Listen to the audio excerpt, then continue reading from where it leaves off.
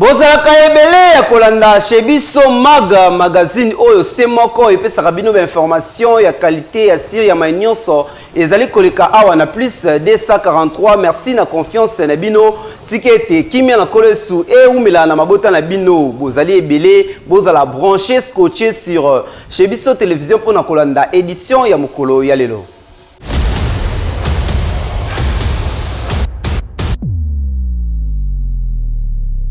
Fongola basangole biso na élément oyo chef de l'État Félix Antoine Tshisekedi Tshilombo a lancé Kibongo conférence nationale sur les infrastructures et les travaux publics à Wanakati la République démocratique du Congo ezalaki avec un parti pays idéologie Joël Azalaki wana.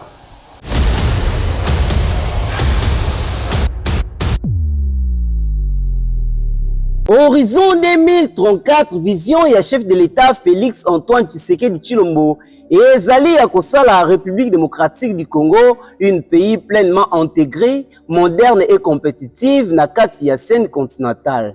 A salaki déclaration yango ce mercredi 8 avril 2026 na occasion ya lancement ya conférence nationale sur les infrastructures et les travaux publics en RDC. Ma vision est de faire de la République démocratique du Congo à l'horizon 2034 un pays pleinement intégré, moderne et compétitif sur la scène continentale.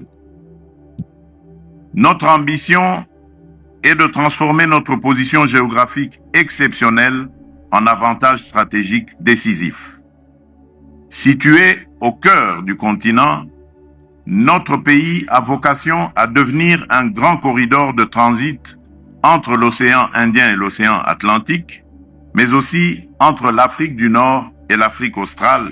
Cette centralité doit cesser d'être une donnée géographique passive, elle doit devenir un levier actif de richesse, d'intégration et de puissance économique. Et sengali koyeba ete chef de l'État Félix Antoine Tshisekedi alobaki ete toza lisusu na tango ya réparation te mais plutôt na moment ya transformation systémique. C'est dans cette perspective que nous visons la mise en place d'un système de transport intégré, fluide et performant, dans lequel les échanges pourront se déployer sans entrave de Banana à Goma, de Banana à Sakanya et au-delà vers les grands espaces économiques régionaux. Cette ambition implique notamment le développement du chemin de fer à écartement standard, la montée en puissance du port en eau profonde de Banana, ainsi que l'interconnexion progressive de nos infrastructures routières, ferroviaires, fluviales et portuaires, afin de capter une part croissante des flux de marchandises et de personnes générés par la zone de libre-échange continentale africaine. Nous projetons également de développer un réseau ferroviaire moderne, à écartement standard, capable de relier nos ports fluviaux et maritimes au réseau de l'Afrique australe et de l'Afrique de l'Est.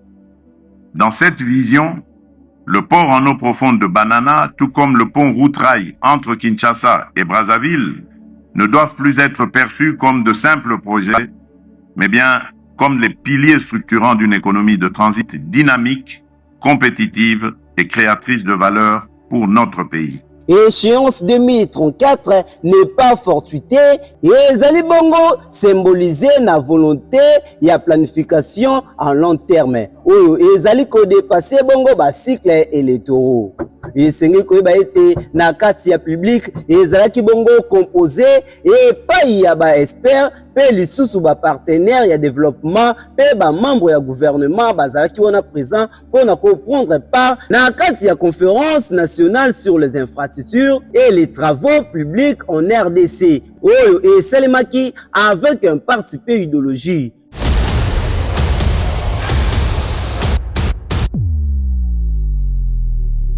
Gouvernement provincial ya ville-province de Kinshasa ebimisakata inka likuta te na oyo etali bongo construction ya banzela.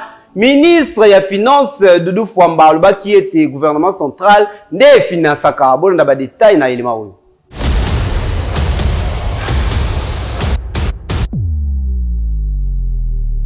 Ministre Ministre des Finances Doudou Fwamba a apporté kibongo ba précision notable liboso ya ba élu du peuple na oyo et talibongo infrastructure awa na kati ya République démocratique du Congo. Patron ya finance a précisé qui était ezali na nzela moko te awa na ville province de Kinshasa ezali bongo financé et pas ya gouvernement provincial. Selon ministre ya finance ba projet nyonso tu ya nzela oyo ezali réalisé awa na kati ya ville province de Kinshasa ezali nde gouvernement central nde azali kozwa prise en charge yango. Toutes les provinces dans la première et deuxième phase sont déjà couvertes.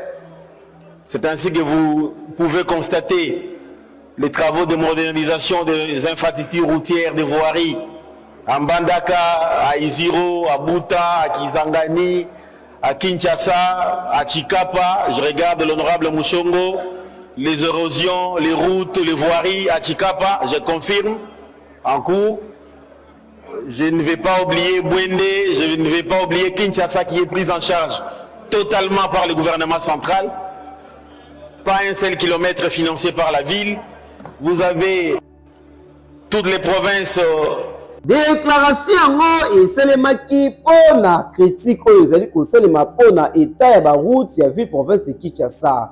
Kasi question ezali komituna soki gouvernement central nde ezali kofinancer banzela awa na kati ya ville province de Kinshasa et bongo gouvernement provincial ezali kosala mosala nini. Gouv Daniel Bumba bambongo ezali kokota na kati ya ville province de Kinshasa mosala na yango esalaka nini soki kaka gouvernement central azali kosala banzela.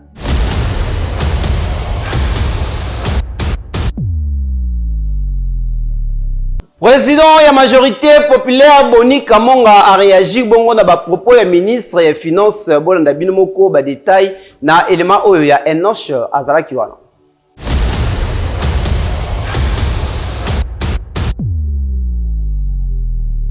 J'ai dit au ministre national, M. Doudou Fwamba des Finances, il faut arrêter avec du théâtre, monsieur le ministre. C'est pas ça.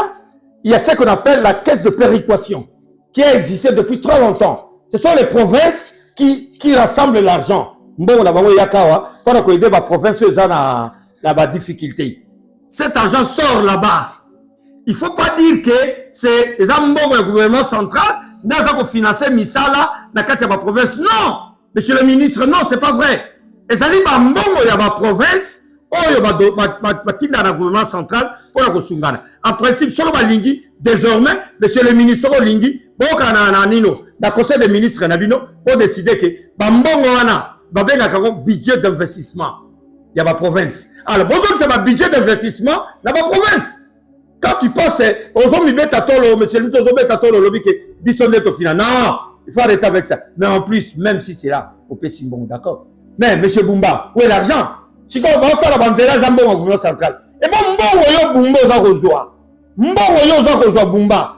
Pas banzela, Mbongo, au gouvernement central. Et bon, Mbongo, Zarozoa. Osana, ba député, ba fouta marate. Ba cabinet, et ba ministre, ba fouta marate. Ba agent l'État, ba fouta marate. Mbongo, Zarozoa, Bumba, Zarozoa. Car on y a ma pizza. Hein, mais, monsieur le gouverneur. Soyons sérieux, ça c'est notre pays.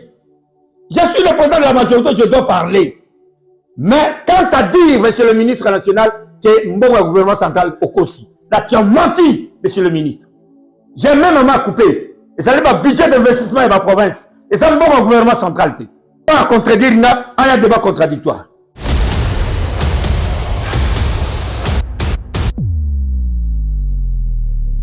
Kinshasa, Washington, basineki bongo accord, Kinshasa acceptaki bongo koyamba ba migrants awa na kati ya République démocratique du Congo, décision yango population bazali komitu na pona nini gouvernement congolais esi kozwa mukano wana bolanda bino moko ba détail ni limao.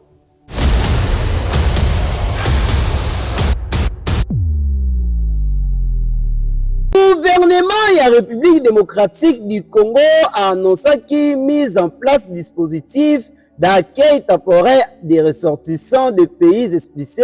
Il y a États-Unis communiqué en gros et Pesamaki, Mokolo ya dimanche 5 avril. Donc, immigré ya États-Unis bato oyo Donald Trump alobi bazali bango danger pona ye République démocratique du Congo accepter koyamba bango baya na terre ya Patrice Emery Lumumba pona koya kovanda awa.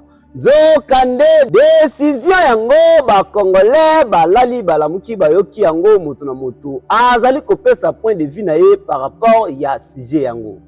Merci mingi ngai ndeko na bino Aluma Mwakobila bapaya oyo bazali na États-Unis oyo esengelaki ke baya nde awa la mboka na biso Kinshasa na mboka na biso Congo, mais bango bazali bapaya oyo baye na Congo te, bango bayaki nde na États-Unis, mais États-Unis alobi bango baya nanu kofanda awa comme ça biso tomeka ko gérer bango awa na mibeko oyo ezali international.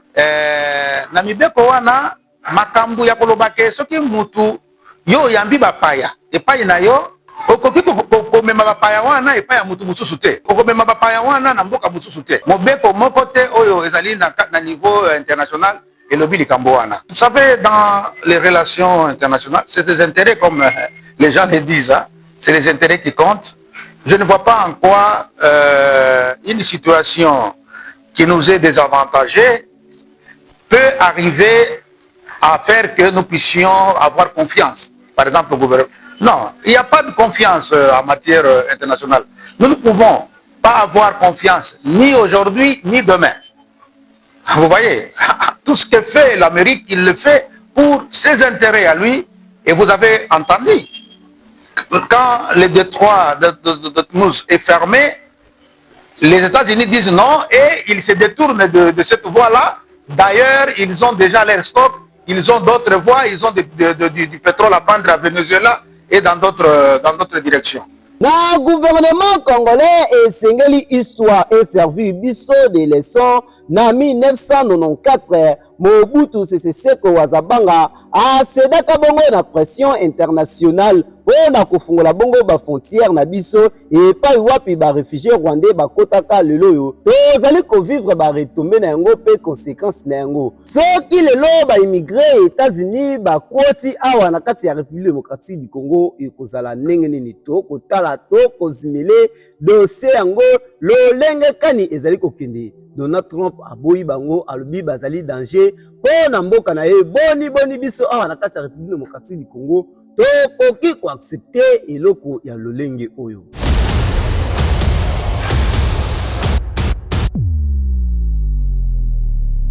Totika Kinshasa tokende kuna na lolaba epai wapi gouverneur Fifi Masuka azali kosala mosala kitoko wapi kala mingi te ista kolezi ezali kobetama avec un parti peu idéologie to na biso moko ba détail ni le maro.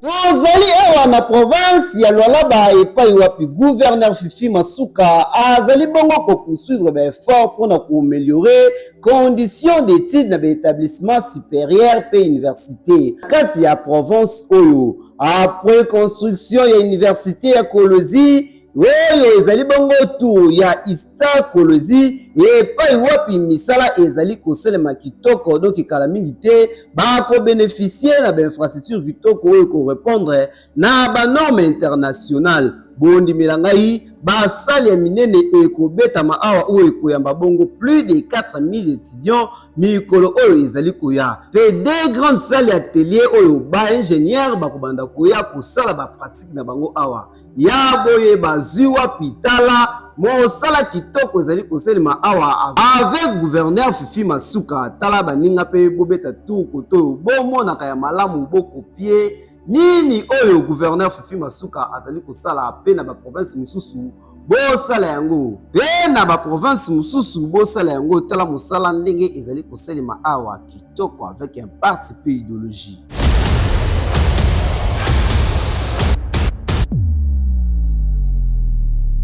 Totika lolaba tozonga awa mbangu na ville province de Kinshasa précisément na commune ya Ngiri epai wapi esika bosoto eza makasi na rond-point Mariano population bazolila.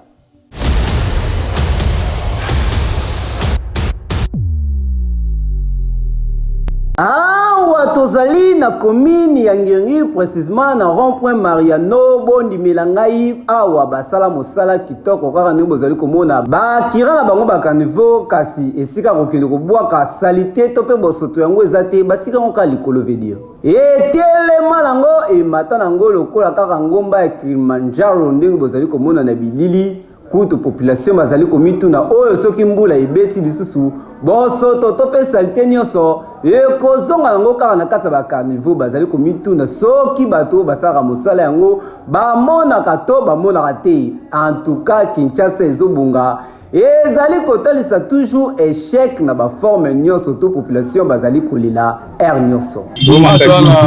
Triangle Mariano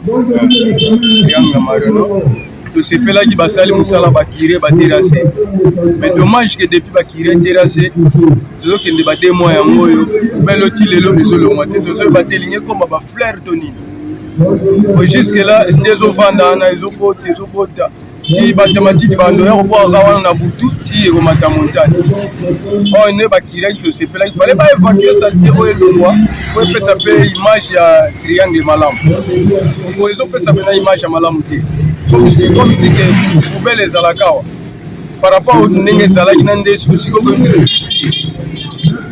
fallait nde baya ko évacuer ba biloko ko triangle ezoma normal ezalaka nini tango bosali mosala emonani na miso ya bato mosala kitoko kasi po okenda ngo tina suka ezalaka kaka toujours mabe foin na foin.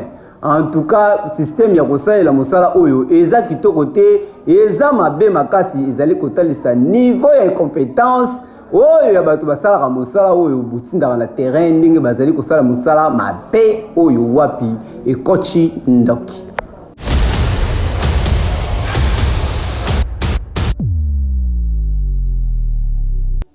Na commune ya Limete précisément na quartier agricole kuna la police batie maboko oyo bazozangisa population kimia.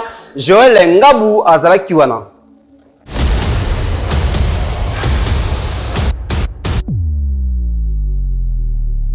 Kinshasa, capitale ya République démocratique du Congo, likambo ya kuluna matin midi pokwa tozali kolemba te kobeta pe kolobela yango.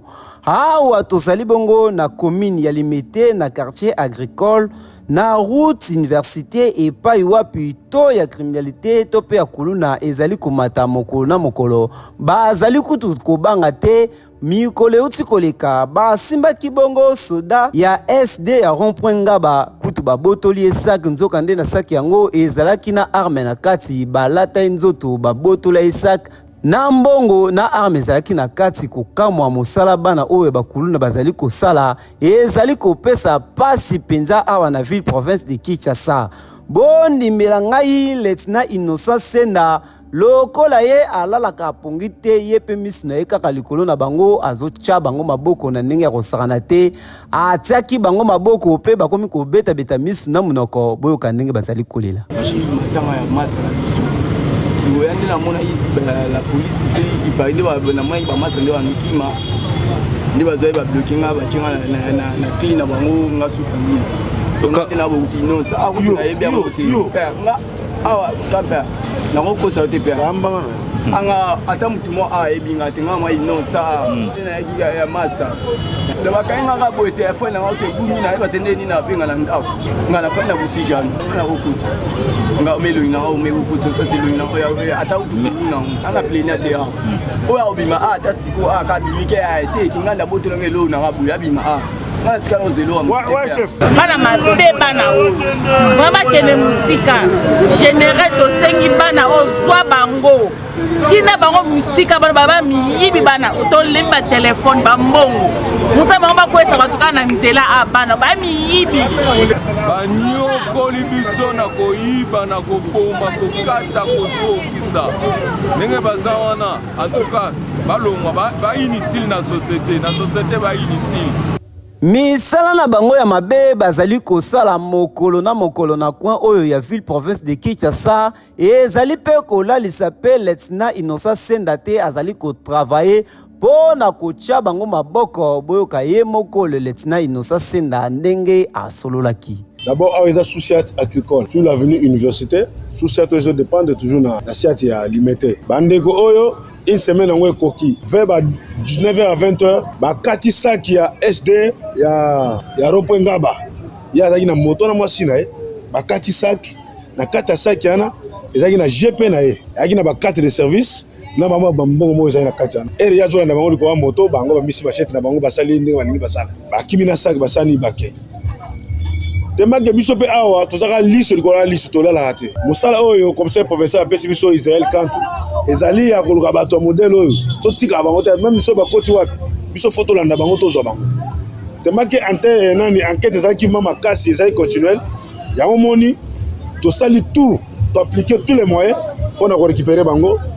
Bango batiki so makambo na bango basaka na machette bango bitiko ko botola na manduki bake osala ngo baku. Ezaka moko te. Eza so passer moko za awa. Bazui iPhone na ye. Amisele machette po ba papaye. C'est ba plaignant aki na buto aki belé. Na tongo soki ke yo ya kana tongo mama kaso nga okuta pe na bango. Alors nde bazawa faut baza ba exemplaire ya bani na bango batikali. Tozo boka bango na bisika bisengeli na bango ba kende l'état mona ke sous cette agricole et ça musala biso zo la teli li soja likolo lisu. Nde ba vanda ngana équipe na ngamo bimba nde tozawa. C'est tozali apona bango. Na komo zanga tiko kenanda tozolala awa toza toujours organiser pour la bango bamama baleka na bamoto te ya 3 pine fo bakata saki ndenge toza mutu bakola na mutu wana mbango bakati saki alors biso pe awa na kriko to kolinga biloko wana te yango moni toche bango maboko bango yeyo tobenga bipliki pe e mona bango na bino pe ba jeunesse ne boye boye bomona musala yesu sa kata kriko tango bino bozali kokoba kosala mosala ya mabe boye baete bakonzi pe bazali kotelema mpona kotia bino maboko yo zangi mosala ya kosala tala teka mai kende ta na kati ya libongo kende kosala ki porter ozwa 10 francs 20 francs kosa sortir misala ya mabe ba pratique ya mabe ozali kosala e comme mabino mosika tala 60 ans 70 ans kuluna ya ajwana azalate jeune garçon yebela po lieutenant Innocent Senda azali wana ye azali kolala pongite azawana sima na bino po niveau akoni atabino fimbo na sima ya makongo bokozala bino na idite ako tutula bino ebongo bokoluka soki o nani akwa kobikisa bino en tout cas epesa bino mayele bino ba oyo botikali. Tachelo nyina yo bina wana pale kwa tena taelo mdomo na dane kibina wali boma lango ya chindio ndengele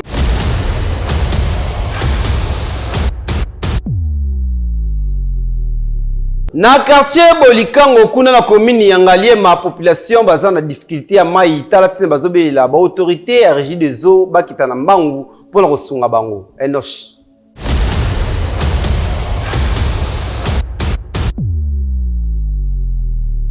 Ezala bilo za la cantine 100 francs ma ezati kaka ndenge tolobaka Shobiso Mag TV ezali radio te le peuple d'abord ezalaka nango slogan to bosolo awa tozali na commune ya Ngaliema population bazolela mai ezali te botala mai oyo bazomela mai oyo bondimela ngai ekopesa maladi pasi pe mawa baleli pe ba autorité baye bakokanisa bango pe baza na Kinshasa baleli epai ba autorité balobi boye baza na Kisasa to baza na mboka po boye moyen te milelo na milelo kombola ngai ko Angel pour la tekisaka mwa mayo 100 francs et big sanga na bana toza na Bolikango mini Ngaliema tozo toka mai po mai eza pasi tozo wela mwa mayo oyo toza na rivière Makelele timu nango timu nango po totekaka ngo mwa 100 francs po mai eza te ezala bilo za la cantine 100 francs mai eza te mai eza pasi na libula baba boye kita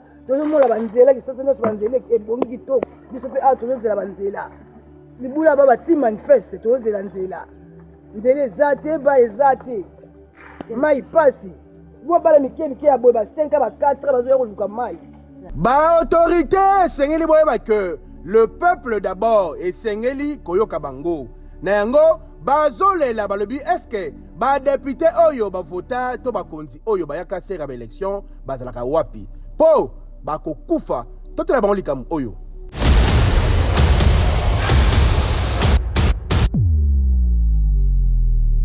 Bikangela Mwanza awa na ville province de Kinshasa ozala nord na mukanda upa urufuta 100 000 200 000 na yo. Bawewa bazolela talatina bazobelela na ba autorité ndenge bozwi ba décision po na makambo ya suki bozwa pe décision epai na bango po balembi déjà.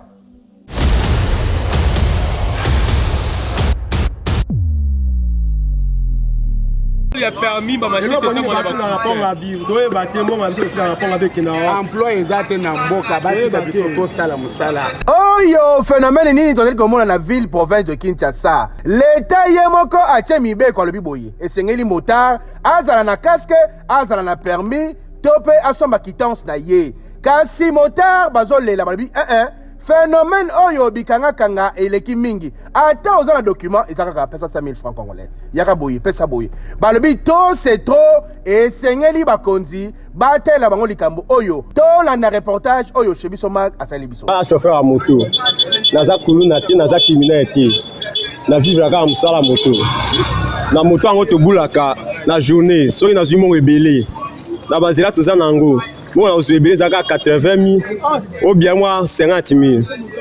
50 000. Mais si vous avez une moto, si vous avez une moto, vous avez 200 000, ça 50 000.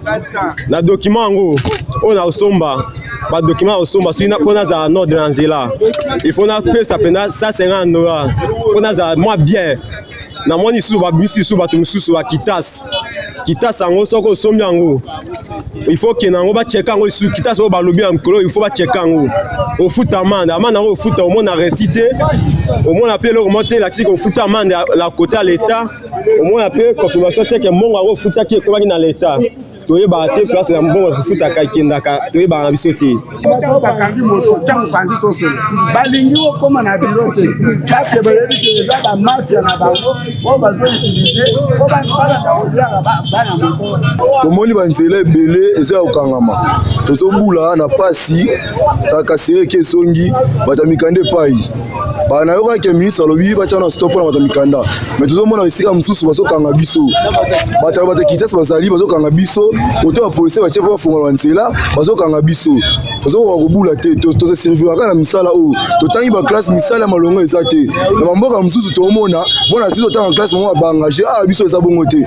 oleka tika biso ba to pe moto luka poto proposer ba venir na biso poto sala o ya te pona to sala pona internet to luka to se débrouiller poto za ba kuluna te poto za ba voyou te ba mikanda ba cheso mikanda par pied mikanda ya $120 mikanda boy ata bino moko to sa batu ba moto belé sala kilo dans son Congo yango mikanda ya $200 obisa $200 so mikanda so $50 so sous permis to sambongo wapi kana msala ofandi posa client fosa 3 heures de 4 heures de temps onga zaki na ko loba yango ba wewe balobi boye gouverneur Daniel Bumba yo moko tala makambo pe kota yango parce que makambo oyo batu bakoboma na pamba polika muke tokangi yo yaka na bureau ake mupanzi pe bon même na bureau te et comme il pesa 100 000 francs congolais makambo